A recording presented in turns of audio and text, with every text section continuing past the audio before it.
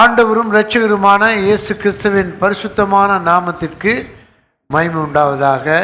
கர்த்தருடைய வார்த்தைக்கு நேராக திரும்புகிறோம். இன்றைக்கி லூக்கா எழுதின சுவிசேஷத்தில் பக்கம் 84 திருப்பி வைத்துக்கொள்ளும். பக்கம் 84, 84, 85 பக்கங்களில் லூக்கா 5ஆம் அதிகாரம் இருக்குது. ரொம்ப குவிக்காக லூக்கா சுவிசேஷம் நீளமான சுவிசேஷம்.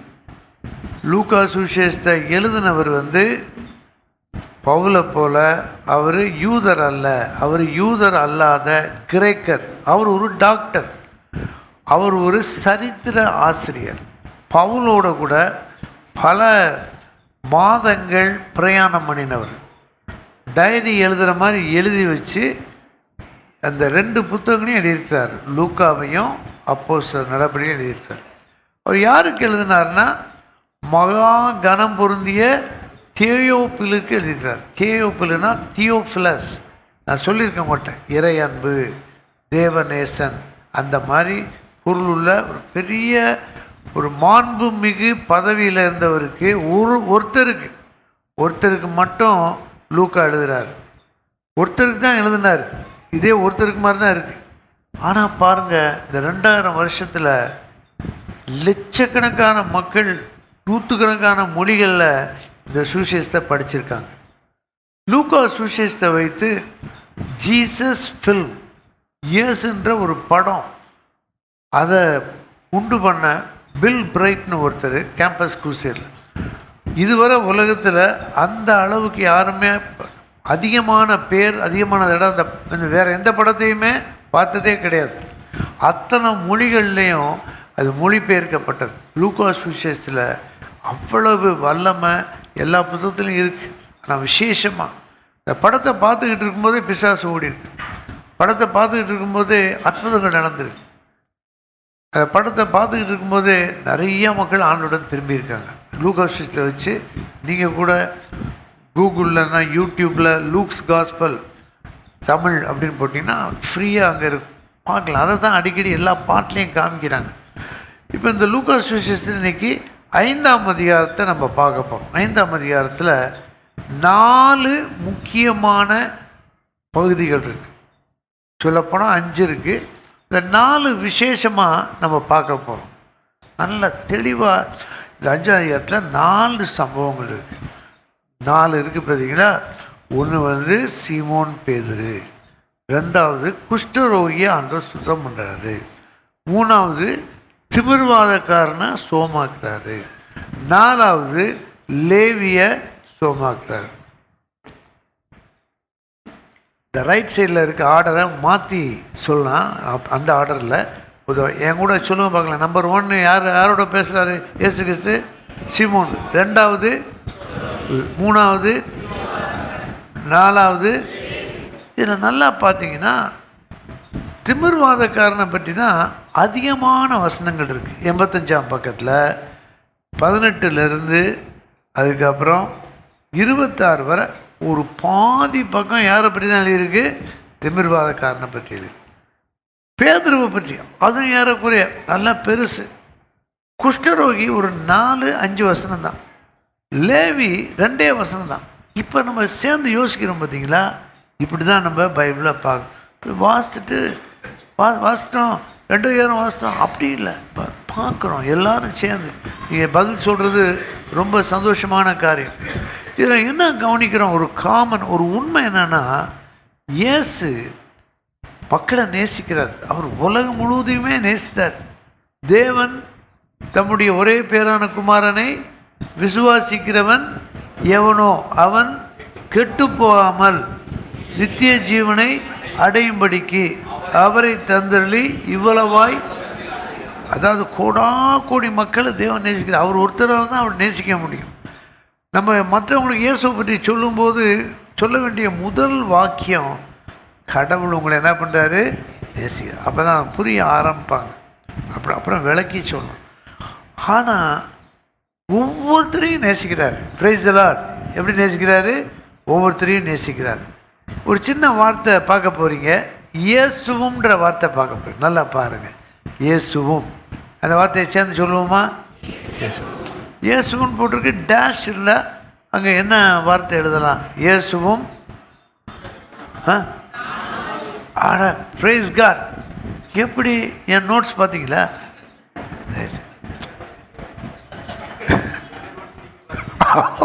இதுதான் ஃபெல்லோஷிப். ஆவிலே பார்த்துட்டோம், ப்ளூடூத்தில் பார்த்துட்டோம்.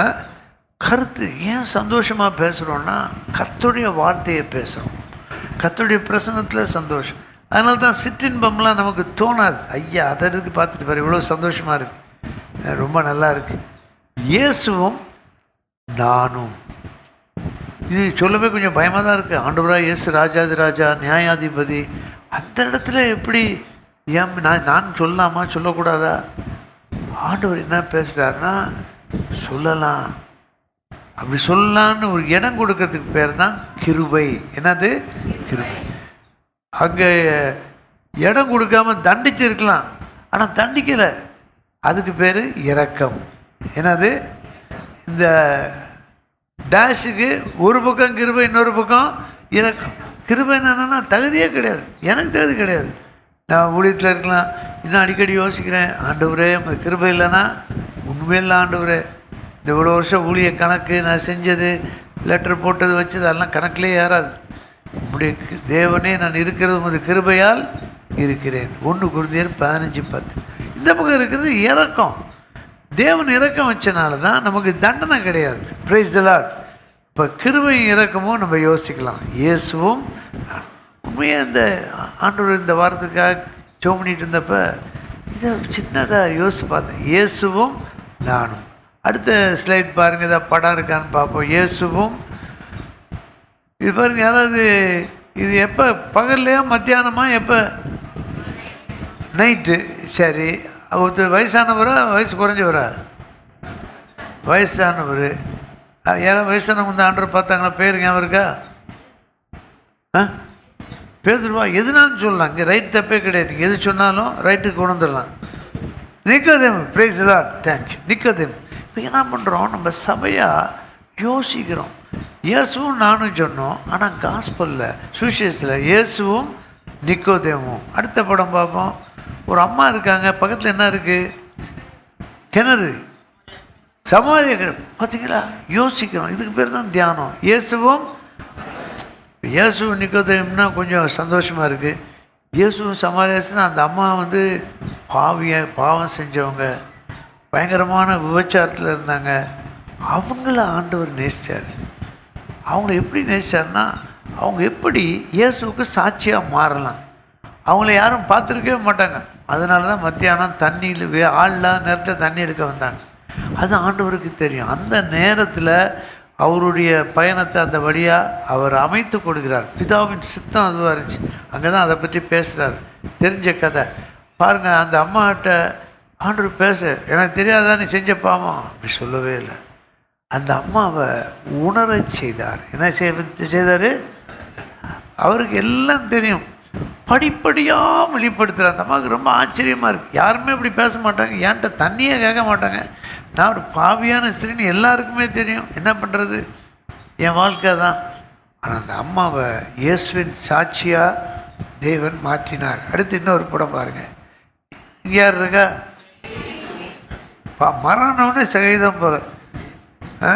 இயேசுவும் சகிவும் இயேசுமா, இயேசுவும் சகிவுமா தெரியல. ஓ ரைட்.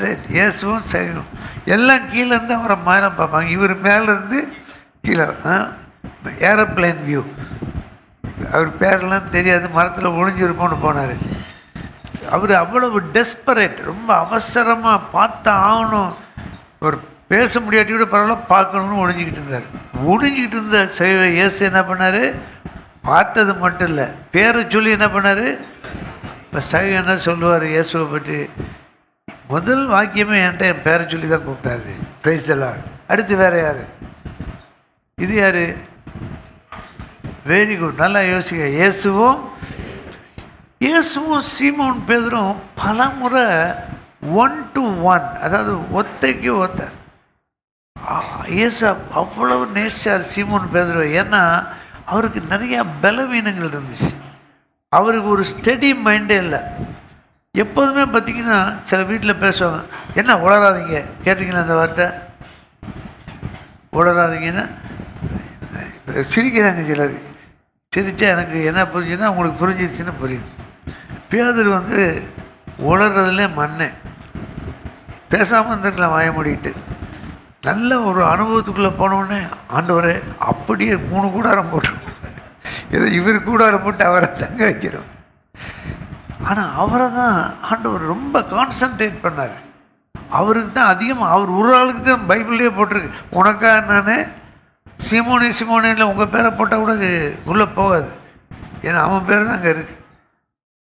ஏன்னா அந்த பலவீனமான மற்றவங்களாம் அவசரம் கொடுக்க கொஞ்சம் எப்போதும் புத்தி மட்டு, என்னது புத்தி மட்டுனா மலையாளத்தில் டிஃபிகல்ட் நினைக்கிறேன், தமிழில் மட்டான புத்தி. அவனை தான் ஆயிரக்கணக்கான மக்கள் ஒரே பிரசங்கத்தில் வர்றதுக்கு உதவி செய்தார், இயேசுவும் பேதுருவும். இது ஒரு பெரிய உண்மை. இதுதான் காஸ்பல். காஸ்பல் மட்டும் இல்லை, எப்படி இயேசு நேசிக்கிறாரு. நம்ம பேர் அவர் அறிஞ்சிருக்கார். அவர் தான் நம்ம பேர் நம்ம பெற்றோர்கிட்ட சொல்லியிருப்பார். அது காளிமுத்தா இருக்கலாம், ராமையா இருக்கலாம், ஆண்டவர் அவங்க பேர் அங்கே எழுதியிருப்பார், பிரைஸ் தி லார்ட். அப்புறம் அங்கே மாறிடுச்சுன்னு வைங்க, நம்ம பேரை அறிந்திருக்கிறார். நாம் அவரோடு இணைக்கப்படுவதற்கு தேவனை விரும்புகிறார். பெரிய சத்தியம். நான் சொல்லியிருப்பேன், எப்போ சொன்னீங்க அவரில் ஆபிரகாமுக்கு தேவன் வெளிப்படுத்தினப்ப நான் எல்ஷடா அதெல்லாம் சொல்கிறார். ஆனால் மோசேட்ட சொல்லும்போது ஆபிரகாமின் தேவனும் ஈசாக்கின் தேவனும் பாருங்கள், அவ்வளோ பெரிய தேவன் மனுஷர் பேரை சொல்ல இவங்களுக்குலாம் யாருக்குமே தகுதி கிடையாது. இவங்க பேரை வச்சு தான் தேவன் தன்னையே வெளிப்படுத்துகிறார். Beautiful, praise God. ஆமாம், அவர் இங்கே நம்ம நாட்டில் நம்ம தான் கடவுளுக்கு பேர் வச்சுக்கிட்டு இருக்கோம். நம்மன்னே சொல்லிக்குவோம் சேஃப். இப்போ அவங்க இல்லை, நம்மளும் அப்படி தான் இருந்தோம். ஆனால் ஆண்டவர் உன் பேரை நான் அறிஞ்சிருக்கேன், என் பேரை உனக்கு சொல்கிறேன், உன் பேரோட என் பேரை சொல்கிறேன். இதுதான் தேவனுடைய மாபெரும் ரட்சிப்பின் திட்டம். இப்போ ஒன்றா பார்க்க போகிறோம். அடுத்தது என்ன இருக்குது? இது தெரியும், இது ஒரு அருமையான படம். யோவான் 11:5. அதில் என்ன சொல்லுதுன்னா, எடுக்காட்டி பரவாயில்ல, இயேசு மார்த்தாள் இடத்திலும் அவருடைய சகோதரியாகிய மரியாள் இடத்திலும் சகோதரனாகிய லாசரிடத்திலும் எனக்கு ரொம்ப பிடிச்சமான வசனம். ஏன்னா சர்ச்சையே நேசிக்கிறார்களோ, ஒவ்வொருத்தர் பேரையும் தனித்தனியாக சொல்லி நேசிக்கிற உண்மையான அன்பான ஒரே தேவன், ஒரே இயேசு கிறிஸ்து. Price the Lord. இன்றைக்கி செய்தி அதான்.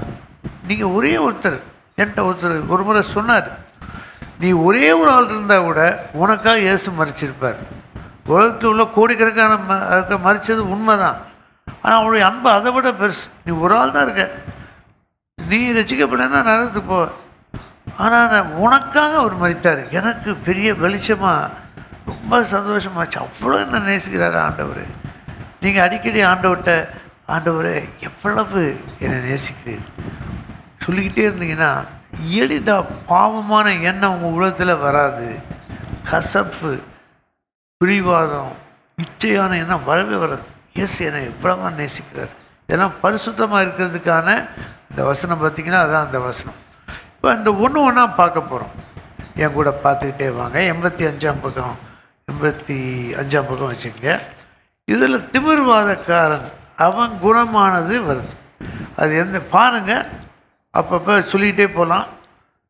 18வது வசனத்துலேருந்து 26ஆம் வசனம் வரை திமிர்வாதக்காரனை இயேசு சுகப்படுத்துதல். இயேசுவும் திமிர்வாதக்காரன். இந்த அதிகாரம் ரொம்ப ரொம்ப விசேஷமான அதிகாரம். இந்த அதிகாரத்தில் பெரும் பகுதியான வசனங்கள் இயேசுவும் ஒரு தனிநபரும்.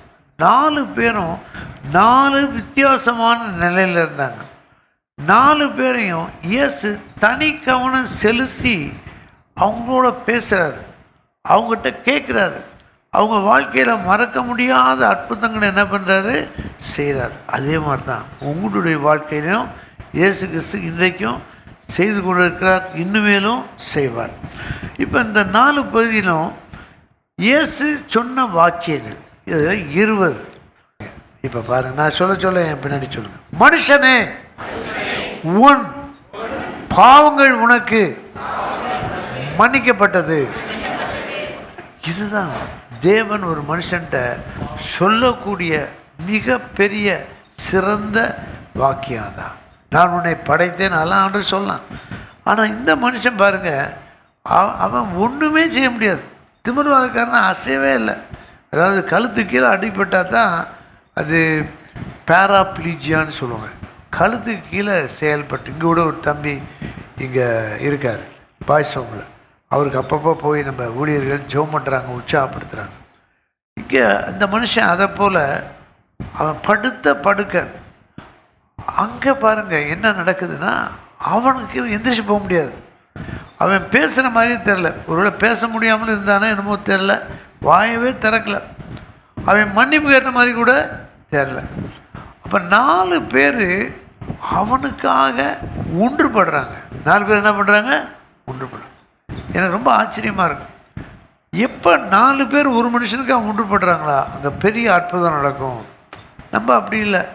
ஒரு இடத்துல ஒரு 3 சர்ச் இருக்குன்னா அந்த 3 சர்ச்சும் ஆண்டவரை தான் நேசிக்கிறாங்க, அவங்க பரிசுத்தாவின்னு சொல்கிறாங்க. ஆனால் 3 சர்ச்சில் இருக்கவங்க என்ன பண்ண மாட்டாங்க? பேச மாட்டாங்க. அந்த பாஸ்டர்ஸு நான் ஒன்றும் அங்கே போகிறது. இங்கேயே சில பாஸ்டர்ஸ் சொல்லுவாங்க, மேற்கு பக்கமே திரும்பாமல் நேராக வடக்க பார்த்துட்டு போயிடுவாங்க. இருக்காங்க, பாவமாக தான் இருக்குது. அவங்கள பார்த்து நான் உண்மையை தான் சொல்கிறேன். அவங்கள நேசிக்கிறேன், ஆனால் எப்படி அவங்கள நேசிக்கிறதுன்னு தெரியல. அப்படிலாம் இருக்காங்க. இந்த 26 ஜனவரி மாதம் போகும்போது அந்த அணிவகுப்பு நடக்கும்ல, டக்குன்னு தலையை திருப்பிக்குவாங்க. அணிவகுப்பு இல்லாமல் தலையை திருப்பிட்டு போகிற ஆட்கள்லாம் இருக்காங்க. இவங்க ஆண்டவர் அறியாத துன்மார்க்கராக இருந்தால் பரவாயில்ல, அவங்களும் பைபிள் தூக்கிட்டு போகிறாங்க. சபை இருக்குது, அதனால தான் நம்ம எழுப்புவதற்காக ஜெபம். இந்த வாக்கியம் பாருங்கள், இவனுக்காக 4 பேர் ஒன்றுபடுறாங்க. அவங்க ஜெபம் பண்ண மாதிரியே தெரில, ஆண்டவர்கிட்ட இவனை சோமாக்குங்கன்னு தெரில. அவங்க மென் ஆஃப் ஆக்ஷன். சொல்லுங்கள் பார்க்கலாம். ஆமாம், அவங்க செயல் வீரர். அவங்க செயல் வீரர் என்ன பண்ணாங்க? தூக்கிட்டு வராங்க. 4 பேர் எந்த ஊருந்தேல தூக்கிட்டு வராங்க. வந்தால் ரொம்ப கூட்டமாக இருக்குது. கூட்டம் ஒன்று வீட்டு மேலே ஏறிட்டாங்க. ஏறி கப்பர்னவங்கள நடந்துச்சு, மடன்னு பிரித்து உள்ளே இறக்கிடுறாங்க. அப்போ உள்ளே இறக்குன உடனே என்னமோ சத்தம் கேட்குது. நான் நினைக்கிறேன் இப்படி தான் கற்பனை பண்ணோம். ஏசு அங்கே இருக்கார், மேலே இருக்கிறதெல்லாம் எடுத்தோம்னா தூசி அதெல்லாம் விழத்தான் செய்யும். நினைக்கிறேன் ஏசு அங்கே இருக்கார், அவர் மேலேயே 1-2 சின்ன இந்த குச்சி கிச்சிலாம் விழுந்துருக்கும். ஆனால் அவர் அதெல்லாம் பார்க்கல, அவங்கள பார்த்தாரு. அவங்கள பார்க்கும்போது அவங்க விசுவாசத்தை பார்த்தாரு. Price the Lord. இவனை பார்த்து மன்னிக்கப்பட்டதுன்னு சொல்ல, அவங்க விசுவாசத்தை பார்த்து என்ன சொல்கிறாரு? ஏன் இதை பேசுகிறோன்னா, விசுவாசிகளுடைய விசுவாசத்தை பார்த்து ஆயிரக்கணக்கான மக்களை தேவன் என்ன பண்ண போகிறாரு? ரட்சிக்க போகிறாரு, பாவங்களை மன்னிக்க போகிறாரு. அதனால தான் முழுகிறவு ஜெபம், அதனால தான் உபவாச ஜெபம். எப்படி மக்களை இயேசுவிட்ட ஜெபத்தில் கொண்டு வர்றது, எப்படி அந்த கூரையை பிரித்து இயேசுக்கு முன்னாடி இறக்கிறது. அங்கே தான் இயேசு அவருடைய விசுவாசத்தை கண்டு திமிர்வாதக்காரனே நோக்கி, மனுஷனே உன் பாவங்கள் உனக்கு. எனக்கு ஆச்சரியமாக இருக்குது, மற்றெல்லாம் போடல பைபிளில். அப்போ ஒரு மனிதனுக்கு, எல்லா மனிதனுக்கும் கிடைக்கக்கூடிய மிகப்பெரிய நற்செய்தி என்னென்னா, உனக்கு 10 தலைமுறைக்கு கவலையப்பட வேணாம், சாப்பிட்டு தூங்கினா போதும். அது நற்செய்தி இல்லை, அது துர்ச்செய்தி. நரகத்துக்கு ப்ரையாரிட்டி டிக்கெட், ஃபஸ்ட் டிக்கெட்டு. அப்படி தான் வீடு 1 கோடி வீடு இலவசம் வாங்கினா, நிலத்தை வாங்கினா கார் வருது. இதெல்லாம் நரகத்துக்கு போகிற பாதையில் ஃபாஸ்ட் ட்ராக். நமக்கு ஃபாஸ்ட் ட்ராக் தெரிஞ்சாலும் ஓடி போயிடணும். இங்கே இந்த வார்த்தை இருக்குது பார்த்தீங்களா, மனுஷனே உன் பாவங்கள். இந்த சுவிசேஷ மக்கள் நான் எங்கே பாவம் செஞ்சேன் அப்படின்னு நினைப்பாங்க. ஆவியானுடைய அடிப்படையான கிரியை மனுஷனுக்கு அவனுடைய பாவத்தை உணர்த்துவது.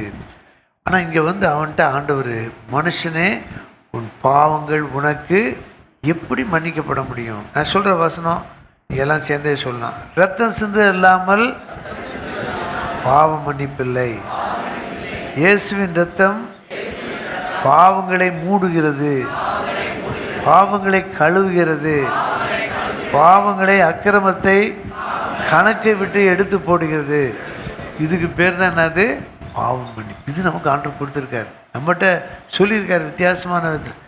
இதே சம்பவம் மார்க் 2 பார்த்தீங்கன்னா, மகனே எப்படி இருக்குது? மார்க்கில் மட்டும் எப்படி இருக்குது? அதில் என்ன கருத்துனா, மன்னிக்கப்பட்ட உடனே தேவனுடைய குடும்பத்தில் பிறந்துடுறாங்க. இல்லை தேவனுடைய குடும்பத்தில் பிறந்த உடனே பாவங்கள் என்ன ஆகுது? மன்னிக்கப்பட்டது. நிறைய அக்கிரமம் அநியாயம்லாம் பண்ணவங்க ஒரே பொழுதுல பவுல் மாதிரி அப்படியே பாவம் மன்னிப்பை பெற்று ரட்சிக்கப்பட்டு கம்ப்ளீட்டாக மாறுறாங்க. ஏன்னா அவங்க தேவனுடைய குடும்பத்தில் இணைக்கப்பட்டிருக்காங்க. இப்போ கரண்ட் போகுது, இன்வெர்டர் இருந்தால் அப்படியே கரண்ட் வருது. ஜென்ரேட்டரோட சத்தம் கேட்குதோ, பைக் போகுதுல்ல, நான் உடனே இங்கே தான் கரண்ட் போயிச்சோன்னு பாவம் மன்னிக்கப்பட்ட உடனே நாம் தேவனுடைய குடும்பத்தில் பிறக்கிறோம். இதுதான் நற்செய்தி. இதை விளக்கி சொல்ல வேண்டிய அவசியம் இருக்குது. அப்போ இயேசு என்ன சொன்னார்? 1, 2, 3 பேஜ் லூக்கால் அப்புறமா பாருங்கள், 123 பக்கத்தில் கடைசியாக இயேசு சொன்ன வார்த்தை எடுத்துக்கொள்றதுக்கு முன்னாடி, மனம் திரும்புதலும் பாவம் மன்னிப்பும் என் நாமத்து நிமித்தமாக உலகம் எங்கும் பிரசங்கிக்கப்பட வேண்டியது, நீங்கள் அதற்கு சாட்சிகளாக இருக்கிறீர்கள். நம்ம சுவிசேஷம் சொல்லும்போது கண்டிப்பாக இயேசு கிறிஸ்துவை பற்றி சொல்லணும். அதில் மனம் திரும்புதலை பற்றியும் பாவ மன்னிப்பை பற்றியும் கண்டிப்பாக சொல்லணும். இந்த மனுஷனுக்கு பாவம் மன்னிக்கப்பட்டது. நீங்கள் ரசிக்கப்பட்டிருக்கலாம், ஞானஸ்நானம் எடுத்திருக்கலாம். சில சமயத்தில் பாவத்தில் சில பாவங்கள்லேருந்து விடுதலை கிடைக்கலன்னா காரணம் என்னென்னா உங்களுக்கு பாவம் மன்னிப்பின் நிச்சயம் இல்லாமல் இருக்கலாம். இது எப்படின்னா ஆதார் கார்டை தொலைக்கிற மாதிரி. ஆதார் கார்டு இருக்குது, நம்பர் இருக்குது, ஆனால் கார்டு எங்கே போச்சுன்னு தெரியல. அதான் கேட்பாங்க போனவுடனே. ஆனால் உங்கள் பாவம் மன்னிக்கப்பட்டது என்பது உண்மை. ஆவியானவர் வசனம் அதை உறுதிப்படுத்துகிறது. எனக்கு அனுபவம் சொல்லியிருப்பேன், இருந்தாலும் புதுசாக 1-2 பேர் கேட்கலாம்.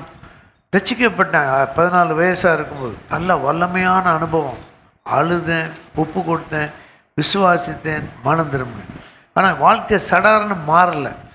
கொஞ்ச நாள் நல்லா இருந்தேன், அப்புறம் மிதமாக போச்சு. திடீர்னு எனக்கு ஒரு டவுட் வந்துச்சு, என் பாவம்லாம் மன்னிக்கப்பட்டாச்சா? சாத்தான் எண்ணங்கள் வழியாக தான் வரும். யார்கிட்டையுமே சாத்தான் கொம்போடு வரவே மாட்டான், கருப்பு கலரில் வரமாட்டான். ஏன்னா அவனை கண்டுபிடிச்சிரும். அவன் ரொம்ப நீட்டாக கர்டியஸாக ரொம்ப ஜென்டிலாக தான் வருவான்.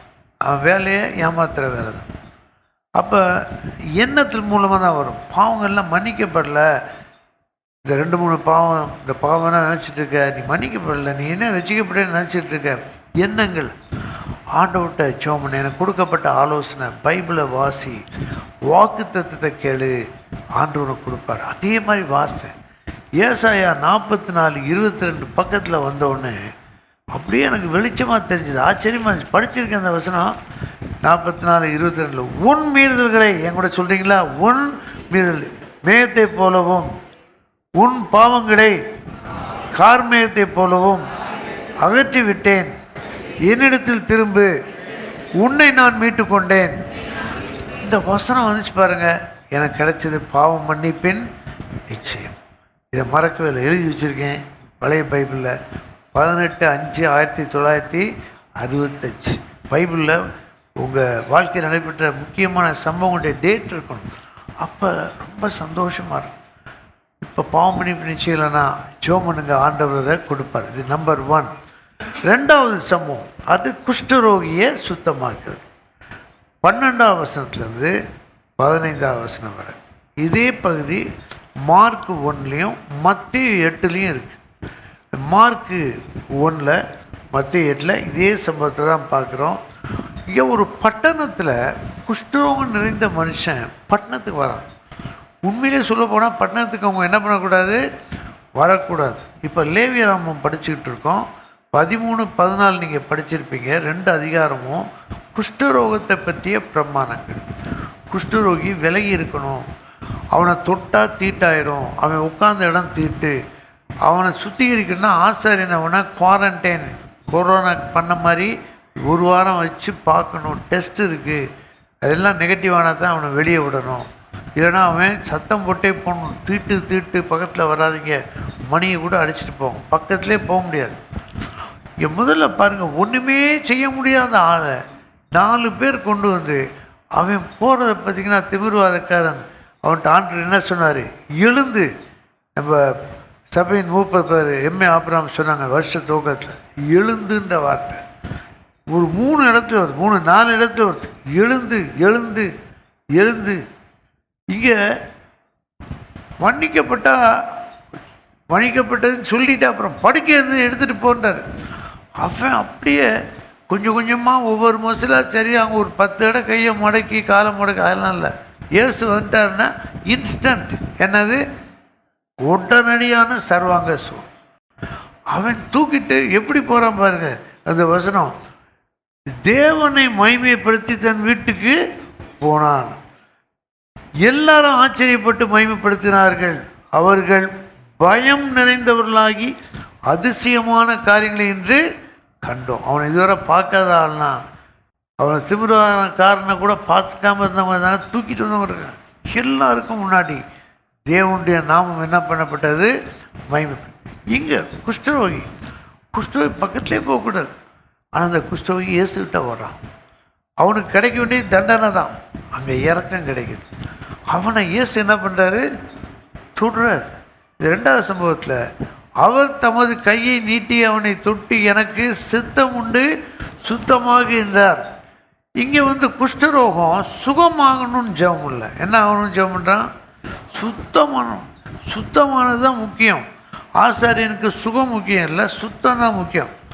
அப்போ இந்த சம்பவத்தில் நம்ம என்ன படிக்கிறோம்னா, பாவத்தை குஷ்டரோகத்துக்கு ஒப்பிட்டு சொல்லியிருக்கு.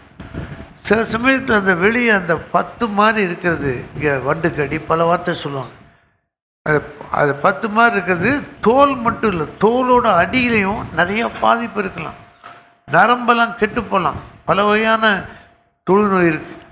ஆனால் எதுவாக இருந்தாலும் அது அவனுக்கு ஒரு பெரிய கெட்ட பேரை அவமானத்தை, குஷ்டரோகினாலே அவன் புறக்கணிக்கப்பட்டவன், வீட்டுக்குள்ளே சேர்த்துக்கக்கூடாது, அவனுக்கு அவ்வளோதான், வாழ்நாள் முழுவதும் அந்த டேக் தான் இருக்கும். அவன் நிந்தையை சுமக்கிறவன். அவனை இயேசுகிட்ட போனால் சரியாகும்னு சின்ன விசுவாசம் இருந்திருக்கு. அவன் சத்தமாக தான் சொல்லியிருப்பான், ஆண்டவரே மூங்குப்புற விழுந்து, ஆண்டவரே உங்களுக்கு சுத்தமானால் என்னை சுத்தமாக்க உம்மாலே ஆகும் என்று அவரை இங்கே ஜெபம் பண்ணுறான். அங்கே ஜெபமே பண்ணல. அப்புறம் உடனே போய் சொல்கிறார். அவர் சொன்னும் போதே பாருங்கள், எனக்கு சித்தம் உண்டு சுத்தமாக என்றார். உடனே குஷ்டரோகம் அவனை விட்டு நீங்கிட்டு. இயேசுவை ஏற்றுக்கொண்டு இருக்கலாம். ஆனால் சில பாவங்கள், பாவ கயிறுகள், அக்கிரமத்தின் கயிறுகள் லாசர்வை பிரேத சீலையினால் சுட்டி இருந்தது போல சில விசுவாசிகளை சுட்டி இருக்கலாம். குஷ்டரோகம் போல இருக்கலாம். இந்த ஒரு பாவம் என்னால் விட முடியல, அதனால் அவங்களுக்கு நிந்த சபைக்குள்ளே ஐக்கியத்தில் வர முடியல, அப்படி யாராவதுங்க இருக்கலாம். ஆனால் ஆண்டவர் சொல்கிறாரு, எனக்கு சுத்தம் உண்டு, நீ சுத்தமாக. நீ சுத்தமான உனக்கு மட்டும் தெரியாது, எல்லாருக்கும் தெரியும். அங்கே ஒருத்தன் முதல்ல மன்னிப்பை பெறான், இங்கே பாவ நோயிலிருந்து சுத்தம் அடைகிறான். இருதயத்தில் சுத்தமுள்ளவர்கள் பாக்கியவான்கள், அவர்கள் தேவனை தரிசிப்பார். இயேசு கிறிஸ்துவின் ரத்தம் சகல பாவங்களை நீக்கி நம்ம வாழ்க்கையில் சுத்திகரிக்கும் அனுபவம் இருக்குது. அதாவது பாவம் இருக்குது, பாவத்தை அறிக்கையிடுறோம், ஆனால் பாவம் போகவே மாட்டேங்குது. திடீர்னு தேவ அக்கினி அதை சுத்திகரிக்கும் போது பாவம் ஒன்றுமே இல்லாமல் போயிடும். Praise the lord. அபிஷேகத்தில் சிலர் சொல்லுவாங்க, அபிஷேகம் பெறும்போது ஒரு குறிப்பிட்ட அபிஷேக நாளில் பெற்ற நாளில் உடம்பு முழுவதும் ஒரே சூடாக தெரிஞ்சுது. அப்புறம் ஒரு குறிப்பிட்ட பாவம், ஒரு ரகசிய பாவத்துக்கு நான் அடிமையாக இருந்தேன். அந்த அனுபவத்துக்கு அப்புறம் அந்த பாவம் என் பக்கத்திலே வர முடியல. Price the Lord. ஆமாம், இது இருக்குது, சுத்திகரிக்கும் அனுபவம் இருக்குது. அப்போ இயேசு பாவத்தை, தோஷத்தை மன்னிக்கிறார், பாவ குஷ்டத்தை சுத்திகரிக்கிறார். எனக்கு நீ சித்தமுண்டு, நீ சுத்தமாக. இது 2வது. 3வது பாருங்கள், 3வது சின்ன பகுதி 27, 28. லேவின்னு ஒருத்தனை பார்க்குறாரு. எல்லா இடத்துலையும் பார்த்தீங்கன்னா ஆண்டவர் தேடி போகிற மாதிரி தான் இருக்குது. கப்பர்நகூம்ல முதல் சம்பவம், அது அநேகமாக பேதுருவின் வீடு. அங்கே கூட்டம் நிறையா வந்துச்சு. அங்கே வந்திருக்குன்னு கேள்விப்பட்டு தான் வந்திருக்கான். அந்த திமிரவக்காரனை கொண்டு வராங்க. எல்லாம் ஆண்டவருக்கு முதலே தெரியும். அங்கே அந்த முதல் அற்புதம். 2வது, குஷ்டரோகி பக்கத்திலே வர முடியாது. அவன் பக்கத்தில் போய் அவன் முழங்கால் தான் போடுறான். தொட்ட உடனே குஷ்டம் நீங்கிடுச்சு. இருந்தாலும் நீ போன்னு சொல்ல, நீ ஆசாரியன்ட்ட உன்னை காமி. ஆண்டவர் கிருபையை செய்தாலும் அங்கே நியாயப்பிரமாணத்தை அவர் கடைப்பிடிக்கிறாரு. அவர் தைரியமாக எல்லா இடத்துலையும் இயேசு சுகமாக்குனாரு, ஆசாரியன்னு சொல்லிட்டாரு, நல்ல சாட்சியாக சொல்ல வேண்டாம்னு சொல்கிறார் யார்ட்டையும். ஆனால் அவர் போன இடத்துலலாம் சொல்லி நிறையா மக்கள் சுகமானாங்க. ஹல்லேலூயா. மூணாவது பாருங்கள், லேவி. லேவி வந்து ஆயக்காரன். இந்த ஆயக்காரனும் மக்களால் விரும்பாத ஆள். அதாவது டேக்ஸ் வாங்குறவங்க. டேக்ஸ் வந்து அந்த ரூல்லாம் ரொம்ப கிளியர் ரூலாக இல்லாதனால நம்ம நாடு மாதிரி தான் போல் ஆளுக்கு ஒரு ரூலை சொல்லுவாங்க. இந்த ரூல் இப்படி இருக்குது, அதனால் நீ இவ்வளோ காசு கொடுக்கணும். கொள்ளை அடிக்கிறதுக்கு ஒரு ஈஸியான வழி. எந்த ஆயக்காரனையும் யாருக்குமே பிடிக்காது. ஏன்னா யூத மக்கள் ரோமருக்காக வேலை செய்கிறவங்கள வெறுப்பாங்க, இன்னும் ரொம்ப அநீதியாக தான் இருப்பாங்க. ஆயக்காரரில் தேவனுக்கு பிரியமானவங்க யாருமே இருக்க மாட்டாங்க. ஆனால் அந்த மத்தேயு மட்டும் தேவனுக்கு பிரியமாய் இருந்தவன். Price the Lord. ஏன்னா அவன் பேர் லேவி. லேவினா தேவனோடு இணைந்தவன். சொல்லுங்கள் பார்க்கலாம், லேவினா என்ன அர்த்தம்? கொஞ்சம் சத்தமாக சொல்கிறீங்களா? லேவி தேவனோடு இணைந்த. அவன் தேவனோடு இணைந்தனால அவன் அநியாயமாக காசே வாங்க முடியல. அந்த படத்தில் பார்த்தீங்கன்னா, இந்த படம் ரொம்ப கருத்தான படம்.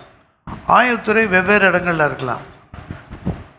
இங்கே என்ன காட்சின்னா, மீன் பிடிச்சிட்டு வராங்க, நிறைய மீன் பிடிச்சி உடனே அதை டேக்ஸ் பண்ணுவாங்க. ஏன்னா அது கொள்முதல் விலைக்கு போகுது. அங்கேயே அந்த டேக்ஸை கட்டிட்டா எல்லாம் முடிஞ்சுது. அதனால தான் மீனின் வாயில் வெள்ளி காசு பேதுருட்டு தான் சொல்கிறார். எல்லாம் கடற்கரையில் நடந்தது. இதுவும் கடற்கரையில் அங்கே உட்காந்துருக்கான் லேவி. உட்காந்து அவன்கிட்ட பார்த்துருப்பான் லேவி பல முறை இயேசு சீமோன் பேர்கிட்ட பேசினதெல்லாம். ஆனால் இப்போ வந்து இயேசு கூப்பிடுறாரு, என் பின்னால் வந்துரு. அவர் பேசினதெல்லாம் கேட்டுக்கிட்டே இருந்த உடனே லேவிக்கு தெரிஞ்சது, இந்த வேலையோடு அவர் பின்னாடி போகிறது ரொம்ப நல்லது. இந்த வேலையில் உத்தமமாக இருந்தனால தான் இயேசு லேவி என்ன பண்ணார், அழைச்சார். சில ஊழியத்துக்கு வரணுன்னுவாங்க. ஊழியத்துக்கு வர்றதுன்னா அவ்வளோ லேசான காரியம் இல்லை. உத்தமம் உண்மையாக அநேக பரீட்சைகளில் ஆண்டு வைக்கிற பரீட்சையில் பாஸ் பண்ணால் தான் ஊழியத்துக்கு வர முடியும். ஊழியத்தில் இருக்கிறது அதை விட கஷ்டம். ஏன்னா ஆண்டவருக்கு ஊழியம் செய்கிறோம், உகந்த முறையில் ஊழியம் செய்யணும். சின்ன வார்த்தை சொன்னார், எனக்கு பின் சென்று வா. இப்போ நீங்கள் எல்லாம் விசுவாசியாக இருக்கீங்க. பல முறை ஆண்டவர் இந்த வார்த்தையை மட்டும்தான் சொல்கிறார். இப்போ நான் 40 வருஷத்துக்கு மேலே சபையின் போதகராக இருக்கு. ஆண்டவர் என்கிட்ட நீ என்னை பின்பற்றுன்னு சொல்கிறேன். என்ன நான் இப்படி செஞ்சேன் என்ன இல்லை, நீ நான் என்ன சொல்லணும் அதை செய், அது போதுமானது. பேதுரு பாருங்க, 3 வருஷம் இயேசுவை பின் சென்றார். கடைசியாக பேதுருவை பார்த்தப்ப என்ன சொல்கிறார், நீ எனக்கு பின் சென்று வா. முதல்ல பார்த்தப்ப இயேசு என்ன சொன்னார், நீ எனக்கு த கால் டு டிசைபிள்ஷிப் தொடர்ந்து நமக்கு வந்துக்கிட்டே இருக்கு. நீங்கள் விசுவாசியாக இருக்கலாம், ஞானஸ்நானம் எடுத்திருக்கலாம், அபிஷேகம் பெற்றிருக்கலாம், சபையில் ஆராதனையில் பங்கு பெறலாம். உங்களுக்கு ஆண்டவர் என்ன சொல்கிறாரு, நீ என்னை பின்பற்றி வா. இயேசுவை நான் எப்படி பின்பற்றுகிறேன், அனுதினமும் பின்பற்றுறேன்னா சும்மா வந்துட்டு போயிட்டுருக்கேனா? இது 3வது. 4வது பார்க்க 4 பேர் பார்த்தோம். ஒன்று யார், திமிர்வாதக்காரன். அங்கே என்ன சத்தியம், உன் பாவங்கள் உனக்கு. 2வது யார், குஷ்டரோகி, எனக்கு சித்தம் உண்டு நீ சுத்தமா. 3 யார், லேவி. அவன் இயேசு அவன்கிட்ட ஒன்றும் சொல்ல, எனக்கு பின் சென்று. அந்த வார்த்தையை கேட்ட உடனே அவனுக்குள்ள இயேசுவை பின்பற்றுறதுக்கான விசுவாசம் வந்துருச்சு. அவன் எதையுமே எதிர்பார்க்கல. அவன்கிட்ட தான் ஆண்டவர் டைரெக்டாக சொல்லியிருக்காரு, நீ எனக்கு பின் சென்று வா. இதை பற்றிலாம் கவலையே படல, நீ எனக்கு பின் சென்று வா. அதனால் புது பேரை கொடுக்குறார். புது பேர் என்னது, லேவிக்கு புது பேர் மத்தேயு.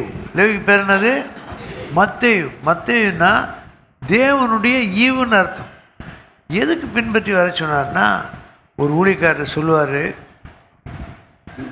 லேவி வந்து எல்லாத்தையும் விட்டுட்டு போயிட்டான்.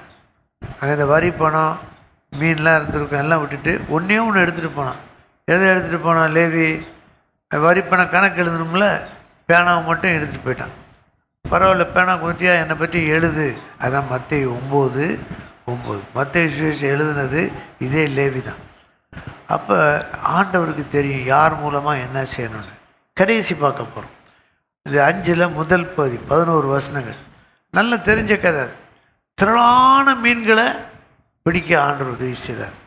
இது எப்படி யோசிக்கணும்னா, ஆண்டவர் ஏதோ ஒரு நாள் போகிறாரு, பல நாட்கள் ஒரு முறையில் பல நாட்கள் அவர் கடற்கரைக்கு தான் போயிருக்கார். கடற்கரைன்னா அங்கே நிறைய பேர் இருப்பாங்க. 12 சீஷர்களில் 7 பேர் எங்கே சொல்லுங்கள் பார்க்கலாம், மீன்பிடி தொழிலோடு சம்மந்தப்பட்டவங்க 7 பேர். வேணா யோவான் 20வது அதிகாரத்தில் 21 இருக்குது, முதல்ல இருக்குது. 7 பேரும் மீன் பிடிக்கிறவங்க. ஏன் ஆண்டவர் மீன் பிடிக்கிறவங்கள அதிகமாக தெரிந்து கொண்டார்னா, அவங்களுக்கு ஒரு வைராக்கியம் இருக்கும், துணிவு இருக்கும், சாவுக்கு அஞ்ச மாட்டாங்க, தண்ணிக்கு அஞ்ச மாட்டாங்க. அப்புறம் ராத்திரி முழுவதும் கிடைக்கலாம் கூட விட மாட்டாங்க. சரி போதும் இன்றைக்கி ரெஸ்ட் எடுத்துக்கோம், போகாமல் இருக்க மாட்டாங்க. அப்புறம் டீமாக வேலை செய்வாங்க. எப்போதும் படகுல 10 பேர் இருந்தால் 10 பேரும் சேர்ந்து, நீ பாய் மரத்தை கட்டு, நீ தண்டு வலி, நீ தண்ணி அடி, தண்ணி எடுத்து ஊற்று, தண்ணி உள்ளே வந்துக்கிட்டே இருக்குது, நீ வலையை சுத்தம் பண்ணு, இதெல்லாம் நான் செய்ய மாட்டேன். எத்தனை நாளைக்கு நான் செய்யுது? அதனால் டீம் ஒர்க். அதனால தான் மீன் பிடிக்கிறவங்கலேருந்து ஆண்டவர் தெரிந்து கொண்டார். இங்கே பார்க்குறாரு என்ன நடக்குது. மீன் பிடிச்சிக்கிட்டு இருக்காங்க. ஆனால் அன்னைக்கு காலையில் நடந்துச்சு. காலையில் நடந்து கொஞ்சம் போட்டு அப்போ தான் வந்து நிற்கிது. கொஞ்சம் பேர் அலசிக்கிட்டு இருக்காங்க. அந்த கடற்கரையிலே நின்ற படகுகளை கண்டார். அப்பொழுது அந்த படகுகளில் ஒன்றில் ஏறினார். ஆண்டவருக்கு என்ன செய்வார் நல்லா தெரியும். அவர் சீமோன் பேதுரு படகுல அவருக்கு ஏற்கனவே தெரியும், பல முறை பார்த்துருக்கிறார். அங்கே உட்காந்து கொஞ்சம் தள்ளி கொடுன உடனே சீமோன் பேதுரு தள்ளி கொடுத்துட்டார். பிரசங்கம் பண்ணார். இயேசுவின் பிரசங்கத்தை பேதுரு கேட்கும்போது நம்மளை மாதிரி வாஞ்சையாக கேட்கல. அவர் நைட்டு பூரா தூங்கலை. ஆல் நைட் ப்ரேயர்னு சொல்கிறோம்ல, இது ஆல் நைட் ஃபிஷ்ஷிங். ஒன்றுமே கிடைக்கல. ஆல் நைட் ப்ரேயர் போனால் ஒரு டீயாவது கிடைக்கும். இங்கே ஒரு ஃபிஷ்ஷு ஒன்று கூட கிடைக்கல. ரொம்ப ஏமாற்றம், விரக்தி. எத்தனை வருஷம் வேலை பார்த்துருக்கோம், இன்றைக்கி ஒன்றுமே கிடைக்கல. அந்த மனுஷனை தேடி இயேசு அந்த இடத்துக்கு போகிறார். Price the Lord. அப்போ அவனை வந்து அவர் பேசுகிற வசனத்தை கேட்க கேட்க அவனுக்குள்ள விசுவாசம் உண்டாச்சு. விசுவாசம் உண்டானவுடனே அப்போ அவர் பேசுகிறார், ஆழத்திலே தள்ளி கொண்டு போய் மீன் பிடிக்கும்படி உங்கள் வலைகளை ஓடுங்கள். அப்போ சீமோன் பதில் சொல்ல, நான் போலேன்னு சொல்ல, ஐயரே நான் முழுவதும் நாங்கள் பிரயாசப்பட்டோம், ஒன்றும் கிடைக்கல, ஆகிலும் உங்களுடைய வார்த்தையின்படி வலையை. அப்போ இது எப்படி பார்க்கணுன்னா, இயேசுவின் வார்த்தையை கேட்க கேட்க பேதுருக்குள்ள விசுவாசம் வந்துச்சு. நேற்று நைட் ஃபுல்லாக கிடைக்கல, இருந்தாலும் ஐயாவின் வார்த்தை, இயேசுவின் வார்த்தை கேட்ட உடனே சரி நான் போடுறேன். என்ன போடுறேன்னு சொன்னார், வலையை போடுறேன். அவர் என்ன பண்ணிக்கலாம், ஆண்டவர் என்ன சொன்னார், 4ஆம் வசனம் கடைசியில் வலைகளை போடுங்கன்றார். பேதுரு என்ன சொல்கிறாரு, வலையை போடுங்க. அதனால தான் வலை கிழிஞ்சிது. விஷயம்தான், அவர் வலையில் போட்டால் வலை கிழிஞ்சிருக்காது. ஆனால் ஆண்டவர் ரொம்ப நல்லவர். 2 போட் நிறையா, 2 வலை கிழியத்தக்கதா ஏராளமான மீன்களை கொடுத்தாரு. ஹல்லேலூயா. எங்கள் ஒரு சின்ன ஒரு கை தட்டு பாருங்கள். ஹல்லேலூயா. இப்படி தான் பார்க்கணும். அப்புறம் வலை கிழிந்து போகத்தக்கதாக மிகுதியான மீன்களை பிடித்தார்கள். அப்புறம் நிரப்புனாங்க. இதை பார்த்த உடனே பேதுருக்கு சந்தோஷம் இல்லை, ரொம்ப பயமாக போச்சு. இவர் யார், இவர் ரொம்ப வித்தியாசமாக இருக்கார். அப்போ ரொம்ப வித்தியாசமாக இருந்தால், ஆண்டவரே நான் பாவியான மனுஷன். பேதுரு என்ன சொல்கிறாரு, உங்கள் முன்னாடி நிற்க தகுதியில் ஆண்டவர், நானும் தள்ளி போயிடுறேன், நீங்கள் போங்கன்றார். எனக்கு வேடிக்கையாக இருக்குது. அவர் தான் வந்து மீன் பிடிக்க வச்சுருக்காரு. ஆண்டவரே நான் பாவியான மனுஷன், தயவுசெய்து விட்டு போயிருங்க, அப்படி தானே இருக்குது. நீர் என்னை விட்டு, இந்த ஜெபத்தை அவர் கேட்கல. Price the Lord. நீங்கள் கூட பல ஜெபம் பண்ணிட்டு வந்திருப்பீங்க, நான் ஜெபம் பண்ணிட்டு வந்திருக்கேன், சீக்கிரம் ஆண்டவரை எடுத்துக்கணும்னு. நிச்சயமாக கேட்க மாட்டார். ஆனால் ஜெபம் பண்ணிட்டு போ, நான் ஒன்றும் கேட்க மாட்டேன். நீர் என்னை விட்டு போகன்ட்டு அந்த ஜெபத்தை கேட்கல. ஆனால் அப்புறம் தான் முக்கியமானது நடக்குது. ஏன் சொன்னோம்ல உளர்வார்னு, கரெக்டாக இங்கேயும் உளறிருக்காரு. கடற்கரையிலையும் உளர்வார், எஸ்எம்ஐ தோட்டத்துலேயும் எல்லா இடத்துலையும் உளர்ன ஆளை கொண்டு 3000 பேரை ரசித்தார். Price the Lord. அதுதான் கிருபை. அப்புறம் பாருங்க, அப்போ தான் சீமோன்ட்ட சொல்கிறாரு, பயப்படாதே, இது முதல் நீ மனுஷரை பிடிக்கிறவனாக இருப்பாய். பார்த்தீங்களா, 4 பேரை பற்றி பார்த்துருக்கோம். எந்த அதிகாரம், லூக்கா 5. எத்தனை பேர்? 4. நம்பர் 1 நம்ம வரிசையில் எது? திமிர்வாதக்காரன். நம்பர் 2 குஷ்டரோகி. Number 3 live. நம்பர் 4 அழகா கிறிஸ்தவ வாழ்க்கையில் 4 நிலைகள் அது காட்டுது. பாவம் மன்னிப்பு, பரிசுத்தமாகுதல், இயேசுவை பின்பற்றுதல், ஆத்தும ஆதாயம் செய்தல். நீ மீன் தான் பிடிச்சிக்கிட்டு இருக்க, 2 வலை. ஒரு நாள் நீ பிடிக்க போகிற 3000 பேர் ஒரே நாள் என்ன பண்ண போகிறாங்க? வரப்போகிறாங்க. அதுக்கு தான் உன்னை ஆயத்தம் பண்ணுறேன். நீங்கள் இருக்க உங்களுக்கும் எனக்கும் ஆண்டவர் தான் சொல்கிறார், நிறைய பேரை நீங்கள் கர்த்தருக்காக பிடிக்கணும். அப்போ கர்த்தருடைய அற்புதத்தை அனுபவிக்கிறோம். அற்புதத்தை அனுபவித்த உடனே அற்புதத்திலே நிற்கலை. நல்லா பார்த்தீங்கன்னா 11ஆம் வசனம், பேதுரு வலையை விட்டுட்டார், பிடிச்ச மிரக்கிள் ஃபிஷ் அதை விட்டுட்டார், போட்டை விட்டார், அவங்க அப்பாவை விட்டார், வீட்டை விட்டார், எல்லாவற்றையும் விட்டு பின் சென்றார். திடீர்னு ஆண்டவர் கேட்பார், ஏன்ட்டு அப்படி தான் கேட்டார். இந்த மருத்துவ பேர், வேலை, அங்கே உனக்கு சம்பளம் எல்லாத்தையும் விட்டுரு. ப்ரைஸ் எல்லாம் விட்டாச்சு. இன்னும் ஒன்றும் குறையவே இல்லை. ப்ரைஸ் எல்லாம். கிட்டார்னால் அவ்வளோ பிரியம், அவ்வளோ. இப்போ நான் தான் ஒரே ஆளாக கிட்டார் போட்டுருப்பேன். ஆனால் சொல்லிட்டார், இதெல்லாம் என்கிட்ட கொடுத்துரு, உனக்கு வேணாம் அதெல்லாம் அப்படின்ட்டு. வேண்டாமா, உமக்காக தான் நான் போடுறேன், எனக்காக பண்ணால் வேண்டாம், உங்களுக்காக பண்ணால் இல்லை. கொடுத்துட்டா அவர் வந்து இறங்குறார். நான் கிட்டாரை தான் கொடுத்தேன், இவர் கிட்டார் கீபோர்டு 2ஓட இறங்கிட்டார். பேசுகிறார். இது 1G 2G கிளிஃபர்னு போடுறாங்க. இவர் போடுறது அடிக்கடி பார்த்துக்கிட்டே அதிலே அனாயிண்டிங் பார்த்துருக்கேன். Praise Lord. நான் கொடுக்காம நான் தான் போடுவேன், நித்திய அழைப்பு எனக்குன்னா நித்திய அழைப்பு. அங்கே கிட்டார் கிடைக்காது. எதை ஆண்டவர் இருக்கா நீங்கள் செய்கிறீங்களோ அதை ஆண்டவர் கேட்பார். கொடுத்தேன், இப்போ சாட்சியாக சொல்ல, கொடுக்க மாட்டேன்னு சொல்ல, வேலையை இன்னும் என்னெல்லாம் கேட்குறாரோ கொடுத்துக்கிட்டே இருக்கணும். சிலர் இங்கிலீஷில் சொல்கிறவங்க, மருத்துவ தொழிலாம் விட்டுட்டீங்களா, வருத்தம் இல்லையா? So you gave up. எங்கே சொல்லுங்கள் பார்க்கலாம். யூ ஆமாம், கேவ் அப்னா விட்டாச்சு. நான் உண்மை தான், ஐ கேவ் அப். நீங்கள் கேவ் அப்னு இப்படி கை வரிக்கிறீங்க, நான் கேவ் அப்னு அப்படி காமி, அவ்வளோதான் வித்தியாசம். அதே வார்த்தை. எங்கே ஒரு கரம் தட்டி ஆண்டவர் மயப்படுத்துன்னு பார்ப்போம். ஒருவேளை அங்கே இருக்க ஒரு சிலருக்கு ஆண்டவரை நான் விட்டதை விட அதிகமாக விட சொல்லி கேட்கலாம். அந்த இயேசுவை பின்பற்றுறது பெற்றுக்கொள்கிற வாழ்க்கையில் விட்டுக்கொண்டே இருக்கிற வாழ்க்கை. Praise God. இது எனக்கு வேணும்னு நினச்சா ஆண்டவர் நம்ம சந்தோஷமாக இருக்கிறத விரும்ப மாட்டார். அப்படி கிடையாது. அவருக்காக இழக்க முடியல, இவ்வளோ தானே முடியுது, இன்னும் எப்படி இழக்கிறது? அதுதான் இயேசு மேலே உள்ள அன்பு. இன்றைக்கி மறக்காமல் வச்சுங்க. 4 பேர் எந்த அதிகாரம்? 2-3 வாரம் கழித்து நீங்கள் மறந்தாலும் நான் கேட்பேன். படிங்க, நைட்டு போய் ஈவினிங் போய் படிங்க, கொஞ்சம் யோசிச்சு பாருங்கள். ஜீசஸ் ஃபிலிமில் அந்த பகுதி மட்டும் எடுத்து பார்க்கலாம். 4 வாக்கியம் இயேசு சொன்ன வாக்கியம். மனுஷனே உன் பாவங்கள் உனக்கு பாவம் மன்னிப்பின் நிச்சயம். 2வது சுத்தமாக நீ பரிசுத்தமாக இருக்கிறது. 1 தெசலோனிக்கர் 4:4 தேவனுடைய சித்தம். ரகசிய வாழ்க்கையில் யாருக்கும் தெரியாது. உள்ளத்தில் ஓடுகின்ற வெறுப்பு, கசப்பு, இச்சை, பொருளாசை, கற்பனை, கட்டு எல்லாம் ஆண்டவருக்கு தெரியும். அதை விட சொல்கிறார் ஆண்டவர். குஷ்டரோகம் அவனை விட்டு நீங்கிட்டு எல்லாம் உங்களை விட்டு நீங்கும். அது பெரிய அற்புதம். அது பிரைஸ் தி லார்ட். அபிஷேகத்தினால் அக்கிரமத்தின் நுகத்தடி முறிந்து போகும். அபிஷேகத்தினால் பாவ வியாதி உங்களை விட்டு குணமாயிரும். Price the Lord. நிறைய பேருக்கு இந்த ஆசீர்வாதத்தை ஆண்டவர் கொடுப்பார். 3வது இயேசு தனிப்பட்டு நீ எனக்கு பின்பற்றி வா அப்படின்றார். மற்றவங்களாம் பின்னால் போனாங்க, விரும்பி பின்னால் போனாங்க. இங்கே அப்படி இல்லை. இயேசு நீ என்னை பின்பற்றி வா, போகிற இடம்லாம் கூடையேறு, நோட்ஸ் எடு, என்னை பற்றி முதல் சுவிசேஷத்தை எழுதிடு. அவர் எழுத சொல்ல பின்னாடி போனனால எழுதி நம்ம படிக்கிறோம். அல்லேலூயா. கடைசியாக மீனை பிடிக்க முடியாமல் இருந்த, ஒரு மீன் பிடிக்க முடியாமல் இருந்த, பாரு என்னவே முடியாது. ஆனால் நான் உன்னை எப்படி மாற்றுவேன்? மனுஷரை சொன்னோன்னே பாருங்கள், பிடிச்ச மீனையும் விட்டார், போட்டை விட்டார், அப்பா விட்டார், அம்மா விட்டார், நல்ல வேளை சகோதரரை கூப்பிட்டு வந்துட்டார். Price the Lord. நல்ல அருமையான வார்த்தைகள். இப்பொழுது நாம் செபிக்க போயிடும். நல்லா கர்த்தரை ஸ்தோத்திரம் பண்ணுங்க. ஆண்டவர் நம்மகிட்ட பேசினா சந்தோஷம் இருக்கும், தெளிவு இருக்கும், உணர்வு இருக்கும். ஹல்லேலூயா, ஹல்லேலூயா, ஹல்லேலூயா, ஹல்லேலூயா. நன்றி, நன்றி, நன்றி. கொடுத்த வார்த்தைக்காக நன்றி, கொடுத்த சத்தியத்துக்காக நன்றி, கொடுத்த அழைப்புக்காக நன்றி, கொடுத்த வெளிப்பாட்டுக்காக நன்றி.